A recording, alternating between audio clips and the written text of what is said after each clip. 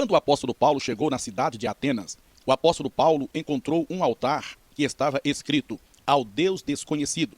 Será que Paulo sabia da história deste altar? Pois bem, conta-se que em meados dos anos 600 a.C., quando a cidade de Atenas estava passando por uma crise por conta de uma seca que estava abatendo aquela cidade, aqueles moradores de Atenas procuraram ajuda no politeísmo, onde tinha mais de 30 mil deuses dispostos a ajudá-los.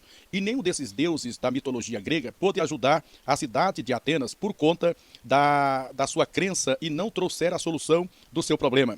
Eles procuraram ajuda também aos deuses do Egito, vieram alguns sacerdotes do Egito também, não resolveram o problema. Trouxeram também alguns sacerdotes babilônicos que também trouxeram a crença dos deuses da Babilônia também, não resolveram o problema. Mas na cidade de Atenas, havia ali um homem por nome Arquimênides. Este homem, ele acreditava em um único Deus. Ele era contra o politeísmo da cidade de Atenas e ele então acreditava que havia um Deus único e verdadeiro. Trouxeram Arquimênides até ao Areópago e falaram a ele a situação e poderia que o Deus pelo qual ele cria poderia resolver os seus problemas. Arquimênides diz assim, olha, traga algumas ovelhas e solta aqui no Areópago. E aonde elas pararem e ficarem quietas, é ali que nós vamos erguer o altar ao Deus que eu creio. E então as ovelhas pararam em um lugar no Areópago, e ali então eles ergueram um altar e colocou uma escrita ao Deus desconhecido, ao Deus que nós ainda não conhecemos, e sacrificou a esse Deus.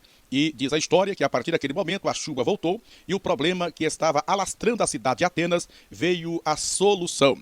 Então o apóstolo Paulo chegou na cidade de Atenas e ele encontrou aquele altar que estava escrito ao Deus desconhecido.